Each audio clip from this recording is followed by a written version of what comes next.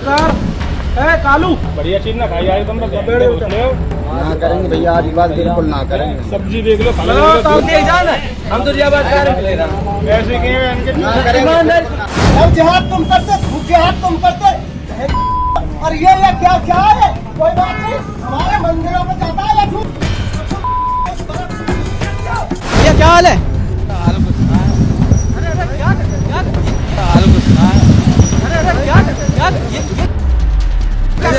अरे मैं तेरे से क्यों जबरदस्ती बात कर रहा हूँ? आप ऐसे बात करेंगे? अब हिंदुत्ववादी भीड़ को मुसलमानों के मछली खाने से भी दिक्कत हो रही है, या फिर मछली तो एक बहाना है, सिर्फ मुसलमानों को जो है इन्हें टारगेट करना है, निशाने पर लेना है। उत्तर प्रदेश में मुसलमानों के लिए हालात जो है वो बद से बदतर होते जा रहे हैं। उत्तर प्रदेश में योगी आदित्यनाथ सीएम बने बैठे हैं और वो खुद ही सार्वजनिक मंचों से मुसलमानों के लिए क्या कहते हैं क्या नहीं ये बताने की जरूरत नहीं है। उत्तर प्रदेश में एक मुसलमान को सिर्फ इसलिए पीटा हिंदुत्ववादी भीड़ ने क्योंकि वो मछली लेकर जा रहा था। हिंदुत्ववादी भीड़ ने उसे घेरा, उसे पीटा और उसके बाद उस पर आरोप लगा दिया कि ये कोई तस्करी कर रहा है, किसी जानवर की तस्करी कर रहा है। जब ढूंढा, छानबीन की तो क्या निकला? मछली निकली। अब हिंदुत्ववादी भीड़ का लॉजिक भी सुनिए। उनका कहना है कि भाई आप जानवर की हत्या कर रहे हैं जो कि सही नहीं है, और वार्निंग भी दे दी। सबसे पहली बात तो ये कि ये लोग होते कौन है इस तरह की वार्निंग देने वाले और इस तरह से सड़क पर मारपीट करने वाले, क्योंकि हमारे देश में कोई कानून संविधान नाम की चीज तो बची ही नहीं है। जो कुछ भी न्याय होगा, जो कुछ भी सजा दी जाएगी वो ये हिंदुत्ववादी भीड़ ही देगी सड़कों पर उतरकर। तो क्या मामला है ये आपको बताते हैं इस खबर में। नमस्कार, आप देख रहे हैं द लाइव टीवी और मैं हूं आपके साथ Munmun Rahman. The live TV, सच सबसे आगे। तो उत्तर प्रदेश के छाठा मथुरा से ये मामला सामने आ रहा है। ये वीडियो आप देखिए जिसमें ये हिंदुत्ववादी भीड़ जो है वो मुस्लिम को पीटती है, जिसके बाद क्या उनसे कहती है जरा आप भी। कालू बढ़िया चीज ना खाई आज तुम ना करेंगे भैया, आज बात बिल्कुल ना करेंगे। सब्जी देख लो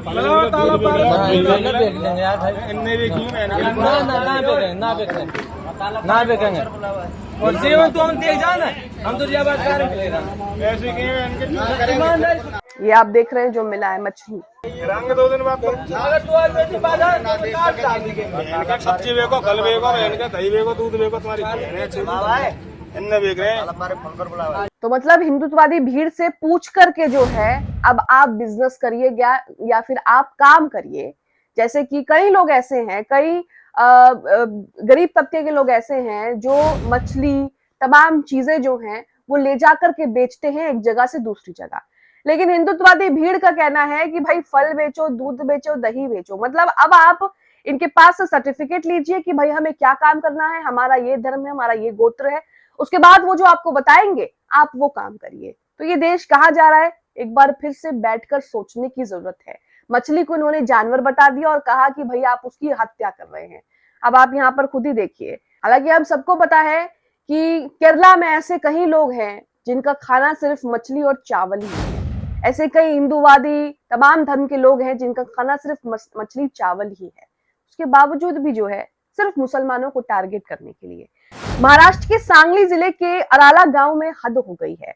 मुस्लिम परिवारों ने हिंदुत्ववादी हमलों के बाद घर छोड़ने का फैसला कर दिया है।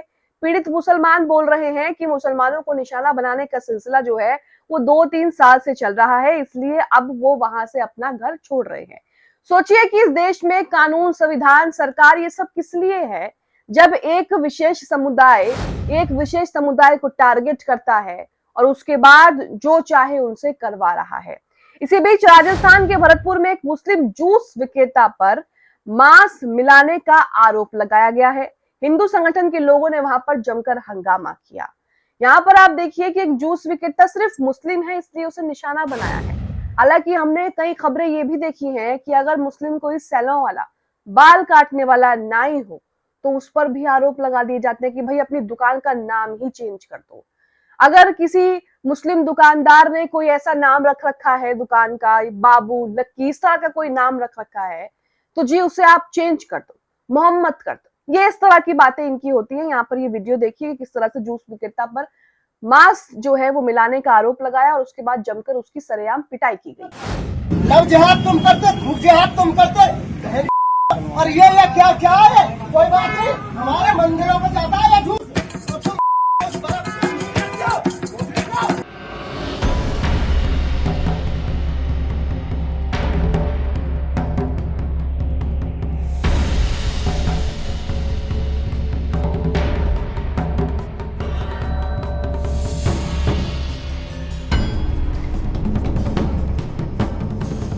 उसके बाद पुलिस भी आती है, वो भी देखिए।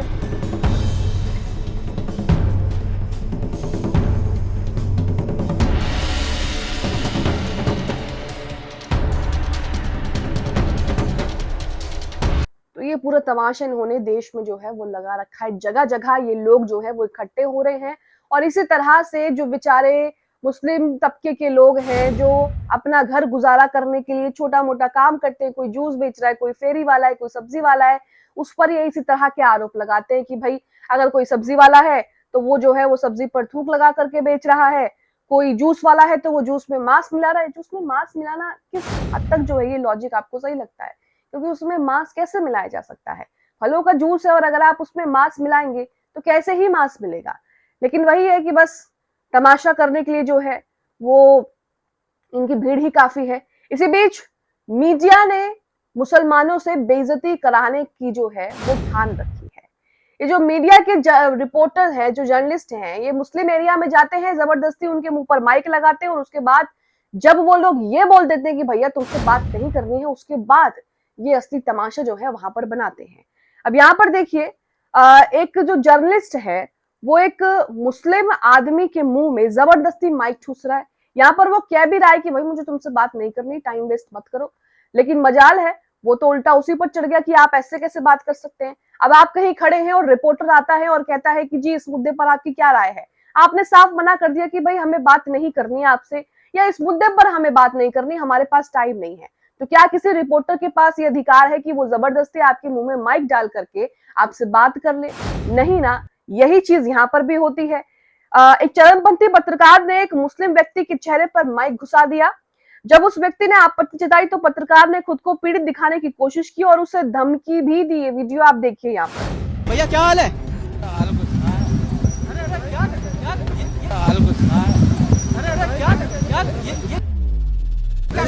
अरे मैं तेरे से क्यों जबरदस्ती बात कर रहा हूँ? आप ऐसे बात करेंगे? ये तरीका है? काम दे काम, काम दे काम।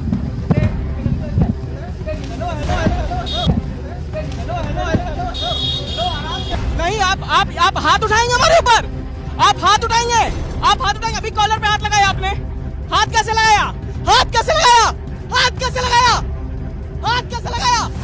तो उन्होंने पहले ही बोल दिया कि भाई मुझे तुमसे बात ही नहीं करनी, बेकार की बातें कर रहे हो, मेरे पास टाइम नहीं है। लेकिन रिपोर्टर उसके बाद उसे मसाला कैसे मिलेगा? उसने कह दिया आप ऐसे बात करेंगे।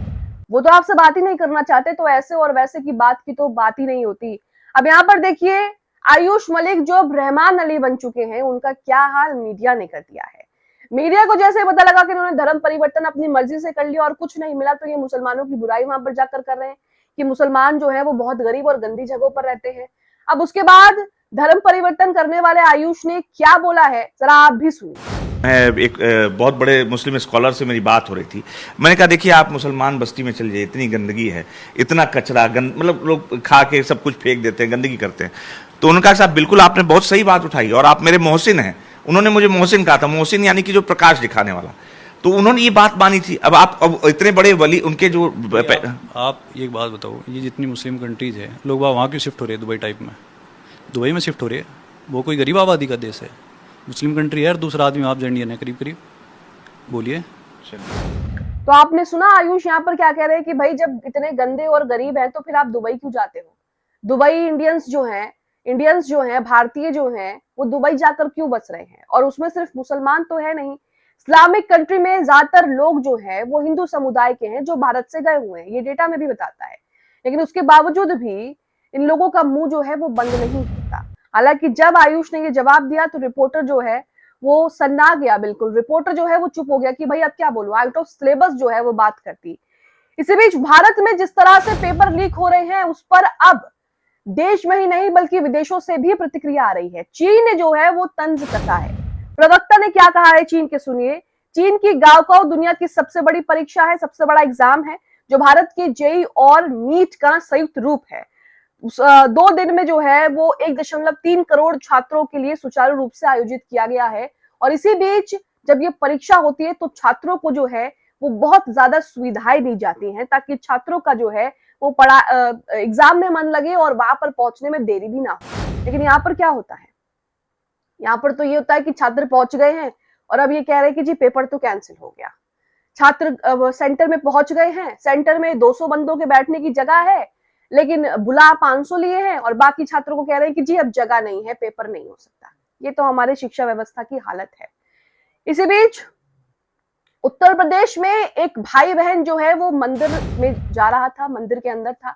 अब उत्तर प्रदेश की पुलिस के बारे में तो आप जानते ही हैं।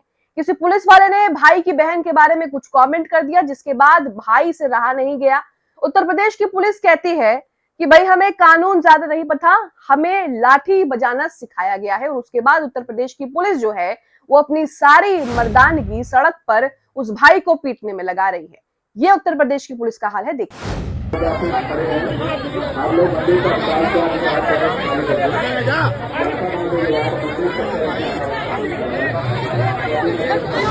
यहाँ पर आपने देखा कि क्या हाल उत्तर प्रदेश पुलिस का है।